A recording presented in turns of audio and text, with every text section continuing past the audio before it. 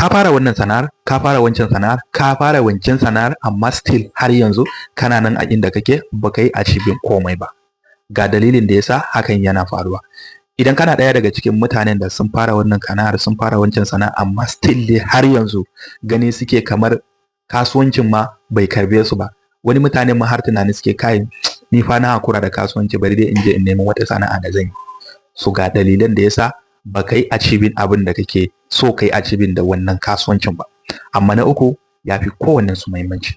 Abu na farko da yasa baka yi achieving ba shine wato rashin sanin dalilin da yasa ka fara. Duk wani abin da zaka fara ka tabbatar kana da dalilin da yasa ka fara wannan. Mutane da yawa kawai sun ji cewa wannan kasuwanci tana kawo riba, wannan sana'a tana kawo riba.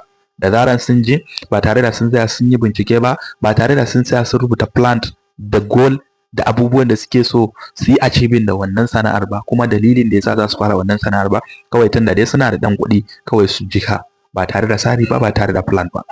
Wannan zai sa ba za ka samu komai ba saboda ba ka da plan, baka san ma me kake yi ba. Na biyu shine wato rashin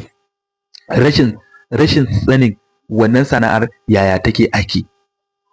Rashin sanin wannan sana'ar yaya take aiki. Ba wai kawai ka dade a cikin wannan sana'ar ba ne zai baka nasara. Zaka ga wani daga karshe ma can zai zo ya shiga wannan sana'ar ya samu kuɗin da ko tunaninka ba zai zo wajen ba zai samu, saboda ya fahimci yadda ake yin wannan sana'ar.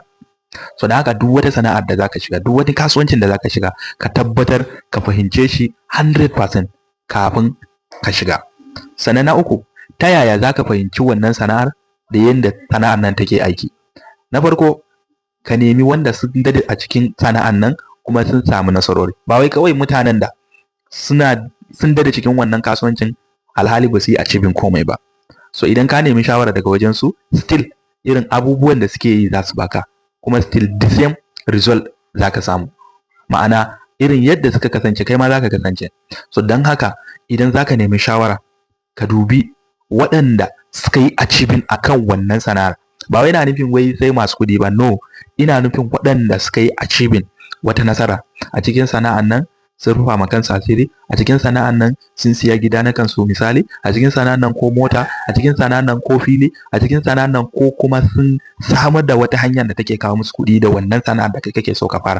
So wannan za su iya baka shawarwarin da suka dace, kuma ka hada da naka ka ci moriyar wannan sana'a. Ba wai haka kawai kurum zaka zo ka shiga cikin sana'ar ba. So waɗannan abubuwa guda uku ka fahimta, su magana ta gaskiya ba abin da zai hana ka samun nasara a cikin kasuwanci. Na farko, ka fahimci kasuwanci. Na biyu, ka bincike yadda kasuwancin take aiki. Na uku shine wato kada ka fara kasuwanci ba tare da ka san dalilin da yasa ka fara ba, a gurguje kenan. So haka idan ka ji daɗin wannan bidiyon, ka share ka repost domin wasu masu amfana. Kar ku manta, ni ne naku Bakan, sai mun haɗu a bidiyo mu na gaba. See you in next video.